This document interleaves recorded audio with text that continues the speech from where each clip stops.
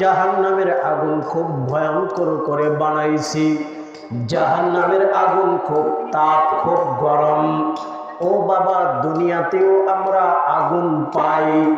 আল্লাহ পাক দুনিয়ার আগুনকে বানাইছেন বান্দার জন্য উপকারী, আর জাহান্নামের আগুন আল্লাহ পাক বানাইছেন বান্দার ক্ষতি করার জন্য। জাহান্নামের আগুন মানুষকে উপকার করবে না, শুধু ক্ষতি আর ক্ষতি। আর দুনিয়ার মাঝে যে আগুন আল্লাহ পাক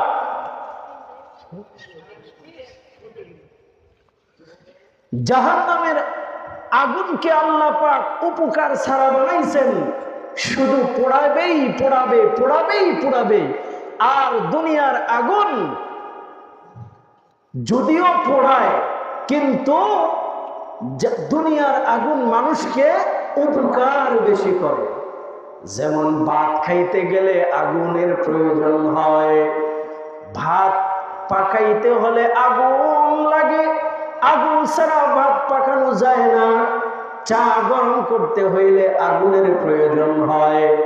এই যে মাহফিলের আশেপাশে কত জিলাপির দোকান আসছে, সেই জিলাপি বানাইতে গেলেও বাবা আগুনের প্রয়োজন হয়। কিন্তু এই দুনিয়ার উপকারী আগুন যখন অসতর্ক ভাবে লেগে যায়, ও বাবা, দুনিয়ার এই উপকারী আগুনই তো পুড়ে ছাই করে দেয়। তাহলে একটু চিন্তা করেন, চিন্তা করেন সেই জাহান্নামের আগুন কি ভয়াবহ হবে। ও বাবা, দুনিয়ার আগুন যদি আমরা নিভাইতে চাই, দুনিয়ার আগুন থেকে যদি আমরা বাঁচতে চাই, তাহলে সেই আগুন নিবানোর জন্য পানির প্রয়োজন হয়। পানি ছাড়া আগুন নিবানো যায় না। ঠিক আল্লাহর রাসূল সাল্লাল্লাহু আলাইহি ওয়াসাল্লাম বলেন, ও উম্মত, জাহান্নামের আগুন যদি নেভাইতে চাও, তাহলে বেশি বেশি করে চোখের পানি দুনিয়ার জমিনে ফেলাও।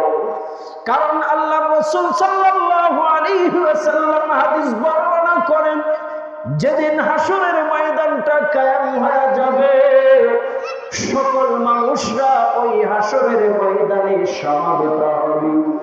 ও বাবা, হাসরের ময়দানটা কত ভয়ঙ্কর হবে! এমন ভয়ঙ্কর হবে, শরীরে কাপড় আছে না নাই কোনো মানুষের খবর থাকবে না। এমনকি ভাই ভাইকে চিনবে না, বোন তার বোনকে চিনবে না, সন্তান তার পিতা মাতাকে চিনবে না, পিতা মাতা তার সন্তানকে চিনবে না। আল্লাহ পাক বলেন, ইয়াউমা ইয়াফিরুল মারউ মিন আখিহি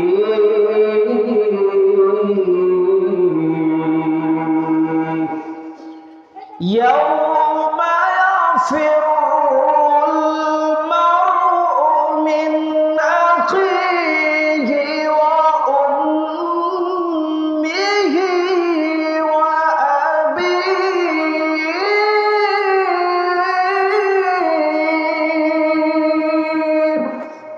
ও ভাই, আল্লাহ পাক বলেন, কিয়ামতের ময়দানে এমন ভয়ঙ্কর অবস্থা হবে, ভাই ভাইকে দেখে চিনবে না, পিতা মাতা তার সন্তানকে চিনবে না, সন্তান তার পিতা মাতাকে চিনবে না, স্ত্রী তার স্বামীকে চিনবে না, স্বামী তার স্ত্রীকে চিনবে না। সকলের মুখে শুধু একটাই বাণী থাকবে, ইয়া নফসি ইয়া নফসি ইয়া নফসি। ও বাবা, কেমন ভয়ঙ্কর হবে! জাহান্নামটাকে আল্লাহর পক্ষ থেকে মনোনীত 70,000 ফেরেশতা দিয়া এই জাহান্নামটাকে 70,000 শিকলের মাধ্যমে আটকায় রাখার চেষ্টা করবে, কিন্তু জাহান্নাম থেমে থাকবে না। জাহান্নামটা জাহান্নামীদের দিকে হাউমাউ করে কান্না করতে থাকবে। আর জাহান্নামীটা বলবে হাল মিন মাজিদ। ও আল্লাহ জাহান্নামী গুলা কই, ও আল্লাহ জাহান্নামী গুলাকে তাড়াতাড়ি আমার পেটে দাও, আমাকে তৈরি করার পর কোনো খাবার আমাকে দাও নাই। ও আল্লাহ জাহান্নামী গুলারে তাড়াতাড়ি আমার বুকে দাও, আমি এই জাহান্নামী গুলাকে খায়া আমার খিদা নিবারণ করি। ও বাবা শুধু তাই না, শুধু তাই না, সূর্যটা মাথার আধার উপরে চলে আসবে, আল্লাহ পাক ওই সূর্যটাকে হুকুম দিয়া দিবে, ও সূর্য তোকে আমি আল্লাহ 12টা মুখ দিয়েছিলাম, দুনিয়ার দিকে মাত্র একটা মুখ দিয়েছিস, আজ হাসরের ময়দান তোর 12টা মুখ দিয়া তোর মাঝে যত পাওয়ার আছে সব হাসরের মাঠে দিয়া দে। ও বাবা জমিনটা হয়ে যাবে তামাম সূর্যের গরমের তাপে, ও বাবা জমিনটা তামাম জাহান্নামীদের কানের ছিদ্র দিয়া, নাকের ছিদ্র দিয়া, মুখ দিয়া মগজগুলা সিদ্ধ হইয়া বাইর হইতে থাকবে। ও বাবা সকলেই শুধু দৌড়াদৌড়ি করতে থাকবে আর বলতে থাকবে আমাকে বাঁচাও, আমাকে বাঁচাও, আমাকে বাঁচাও। ও বাবা হযরত আদম আলাইহিস সালামের কাছে সকল মানুষগণ যাবে, গিয়ে বলবে ও গো আদম নবী, আপনি তো দুনিয়ার পহেলা মানুষ এবং দুনিয়ার মাঝে পহেলা নবী। ও নবী দেখেন না সূর্যটা মাথার আধা উপরে চলে আসছে, জাহান্নামটা সামনের দিকে আগায় আসতেছে, জমিনটা হয়ে গেছে তামাম। ও আদম নবী একটু আল্লাহরে বলেন না সূর্যটা যেন উপরে উঠা নেয়, জাহান্নামটা যেন পিছনে সরায়া দেয়। ও বাবা হযরত আদম আলাইহিস সালাম বলবেন ও উম্মতের দলেরা, আজকে আমি আল্লাহর সাথে কথা বলার যোগ্যতা রাখি না, যাও তোমরা হযরত পয়গম্বর ইব্রাহিম নবীর কাছে যাও। ও বাবা ইব্রাহিম নবীর কাছে যাবে, গিয়ে বলবে ও পয়গম্বর ইব্রাহিম, দুনিয়াতে তো আপনি ছিলেন খলিলুল্লাহ, আপনি আল্লাহর খুব কাছের একজন পেয়ারা একজন পয়গম্বর ছিলেন, যেই কারণে আল্লাহ পাক দুনিয়ার জমিনে আগুনকে আল্লাহ পাক হুকুম করেছিলেন। আল্লাহ পাক বলেছিলেন কুলনা ইয়া নারু কুনি বারদান ওয়া সালামান আলা ইব্রাহিম।